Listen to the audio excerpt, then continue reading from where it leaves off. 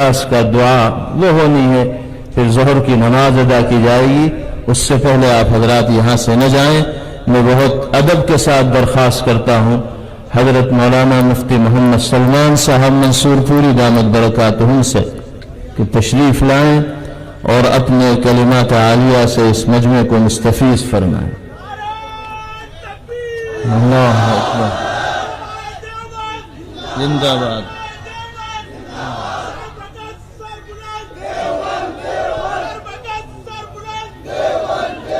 بسم اللہ الرحمن الرحیم، نحمده ونصلي على رسوله الكريم، اما بعد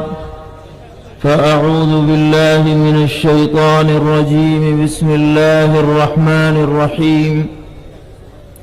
وما ارسلناك الا رحمة للعالمین، صدق اللہ مولانا العلی العظیم۔ کچھ کفر نے فتنے پھیلائے، کچھ ظلم نے شعلے بھڑکائے، سینوں میں عداوت جاگ اٹھی، انسان سے انسان ٹکرائے، پامال کیا، برباد کیا کمزور کو طاقت والوں نے، جب ظلم و ستم حد سے گزرے تشریف محمد لے آئے، رحمت کی گھٹائیں لہرائیں، دنیا کی امیدیں بر آئیں، اکرام و عطا کی بارش کی، اخلاق کے موتی برسائے، تہذیب کی شمعیں روشن کی، اونٹوں کے چرانے والوں نے کانٹوں کو گلوں کی قیمت دی، ذروں کے مقدر چمکائے، اور مکے کی زمین اور عرش کہاں، پل بھر میں کہاں، دم بھر میں کہاں، پتھر کو عطا کی گویائی اور چاند کے ٹکڑے فرمائے، اور عورت کو حیا کی چادر دی، غیرت کا غازہ بھی بخشا، شیشوں میں نزاکت پیدا کی، کردار کے جوہر چمکائے، اور توحید کا دھارا رک نہ سکا، اسلام کا پرچم جھک نہ سکا، توحید کا دھارا رک نہ سکا، اسلام کا پرچم جھک نہ سکا، کفار بہت کچھ جھنجھلائے، شیطان ہزاروں بل کھائے، اور اے نام محمد صلی اللہ، اے نام محمد صلی اللہ، ماہر کے لیے تو سب کچھ ہے، ہونٹوں پہ تبسم بھی آیا، آنکھوں میں بھی آنسو بھر آئے۔ اللہم صلی وسلم وبارک علی سیدنا وحبیبنا وشفیعنا ومولانا محمد وعلى آلہ واصحابہ وذریاتہ اجمعین۔ معزز صدر اجلاس، حضرات علماء کرام، حاضرین گرامی قدر، وقت بہت مختصر ہے اور موضوع سے متعلق بہت ہی قیمتی باتیں آپ کے سامنے آ چکی ہیں، اور ابھی ہمارے محبوب قائدین کا خطاب ہمیں سننا ہے، اس لیے صرف سیرت کے حوالے سے دو باتیں آپ کی خدمت میں پیش کر رہی ہیں۔ جناب رسول اللہ صلی اللہ تعالی علیہ وسلم جب مکہ معظمہ میں تھے اور بعثت کے بعد مکے کے لوگ آپ کے اور آپ کے چاہنے والوں کے جانی دشمن بن گئے تھے، تو آپ نے اللہ کے حکم سے اپنے صحابہ کرام رضی اللہ عنہم کو اجازت دی کہ یہاں مکے میں رہتے ہوئے دین پر عمل دشوار ہو رہا ہے، اگر کسی اور جگہ کوئی جانا چاہے ہجرت کر کے تو چلا جائے۔ چنانچہ صحابہ کرام رضی اللہ عنہم کی ایک جماعت حبشہ چلی جاتی ہے۔ اس وقت وہاں کا بادشاہ عیسائی مذہب کا ماننے والا اسحمہ، جس کا لقب نجاشی تھا، بڑا ہی امن و امان اور انسانیت پرور شخص تھا۔ یہ حضرات جب وہاں گئے اور مکے کے لوگوں کو پتا چلا کہ اچھا یہاں سے دوسری جگہ جانے لگے، تو انہوں نے دشمنی کی انتہا کرتے ہوئے 2 آدمیوں کا ایک مشن بھیجا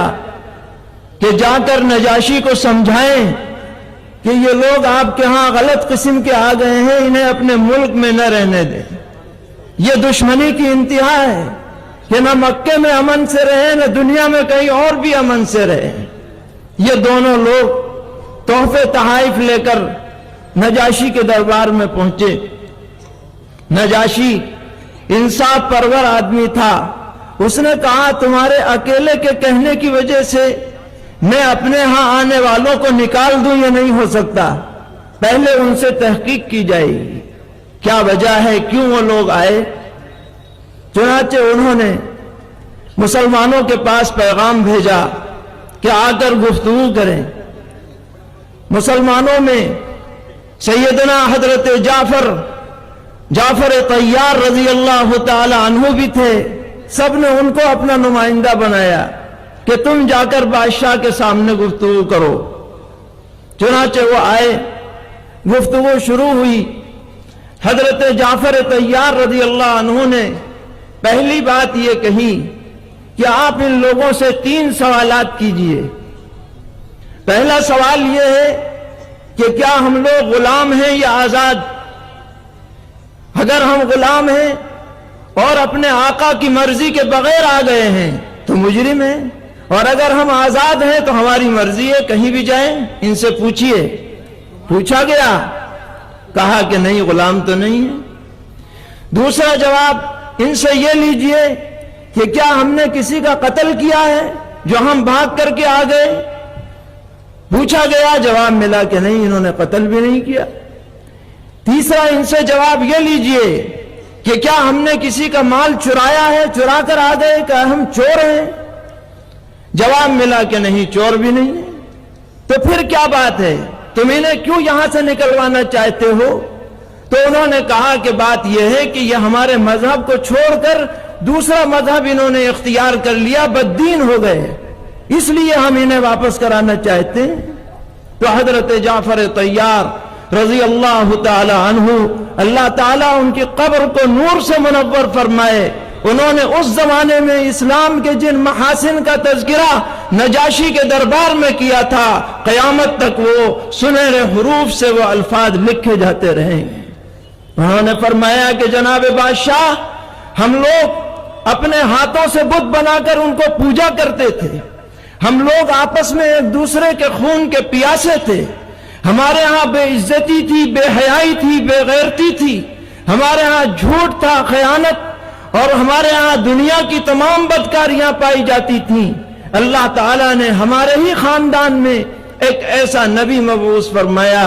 جس کی صدق، جس کی سچائی، جس کی امانت کا ہم نے 40 سال تک اپنی آنکھوں سے مشاہدہ کیا۔ انہوں نے ہمیں توحید کی تعلیم دی، انہوں نے ہمیں امانت کی تعلیم دی، انہوں نے ہمیں سچائی کی تعلیم دی، انہوں نے ہمیں حیا اور پاک دامنی کی تعلیم دی، انہوں نے ہمیں خوریزی سے منع کیا، انہوں نے ہمیں کسی کے قتل ناحق سے منع کیا، انہوں نے ہمیں بے حیائی سے منع کیا۔ یہ وہ باتیں ہیں جن کو دیکھ کر، جن کو سن کر، جن کو سمجھ کر کے ہم دامن اسلام میں آئے ہیں۔ آپ بتائیے ہمیں کیا کرنا چاہیے؟ نجاشی نے کہا کہ یہ تو بڑی انسانیت نوازی کی باتیں ہیں، میں ایسے لوگوں کو ہرگز اپنے ملک سے باہر نہیں ہونے دوں گا، ان کا تو رہنا ہمارے لیے موجب سعادت ہے، یہ تمہارے کہنے میں آ کر انہیں نکال نہیں سکتا۔ میرے بھائیوں، اسلام کے محاسن کے لیے ایک کانفرنس کافی نہیں، چند گھنٹے کافی نہیں، چند دن کافی نہیں، اس پہ کتنی کتابیں لکھی گئی، کتنے لوگوں نے ریسرچ کیے، اور یہ کہنے پر مجبور ہیں کہ جتنی اچھائیاں انسانیت میں ہو سکتی ہیں وہ سب اسلام مذہب کے اندر جمع ہیں، اس سے زیادہ جامعیت کسی اور مذہب میں نہیں ہے۔ آج کی اس کانفرنس کے حوالے سے ہمیں دوسروں تک بھی یہ پیغام پہنچانا ہے کہ اسلام کو کوئی آدمی اپنے سے اجنبی نہ سمجھے، اپنا مخالف نہ سمجھے، اسلام تمام عالم کے لیے رحمت بن کر کے آیا ہے، قیامت تک یہی راستہ ہے جو رحمت کا راستہ دکھلاتا رہے۔ اس کے بعد آخری بات جو مجھے عرض کر رہی ہے وہ یہ ہے کہ جہاں تک دوسروں کا معاملہ ہے وہ اپنی جگہ، ہمیں خود اپنے گریبان میں جھانکنا ہے، جائزہ لینا ہے، ان محاسن کو ہمیں خود اپنانا ہے پہلے۔ اور اس کے بارے میں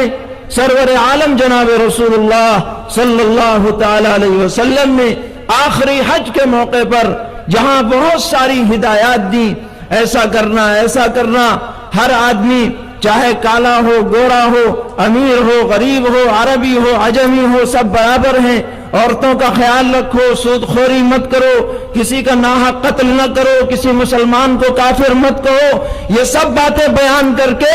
آپ نے ایک ایسا جملہ ارشاد فرمایا میرے بھائیو، سیرت کی کتابوں میں جب وہ جملہ پڑھا جاتا ہے تو دل کانپ جاتا ہے۔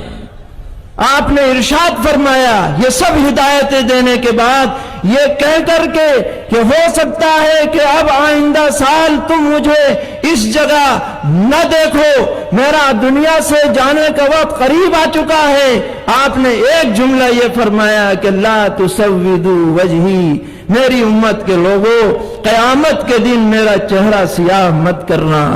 کبھی تم نام اعمال خراب لے کر کے آؤ، سنت کے خلاف زندگی لے کر کے آؤ اور مجھے دیگر امتوں کے سامنے رسوا ہونا پڑے، ایسا کردار تم مت لے کر کے آنا۔ تمہارے لیے کتاب اللہ چھوڑ کر کے جا رہا ہوں، اپنی سنت چھوڑ کر کے جا رہا ہوں، اپنے اہل بیت رضی اللہ عنہم کا طریقہ چھوڑ کر کے جا رہا ہوں، اس پہ تم مضبوطی سے قائم رہو گے، دنیا کی کوئی طاقت تمہیں گمراہ نہیں کر پائے گی۔ اللہ تعالی ہم سب کو سچے دل سے اسلام کے محاسن کو اپنانے کی توفیق عطا فرمائے، بدگمانیوں کو دور فرمائے، نفرت کے سوداگروں سے اللہ تعالیٰ پورے عالم کو محفوظ فرمائے۔ وآخر دعوانا ان الحمد للہ رب العالمین۔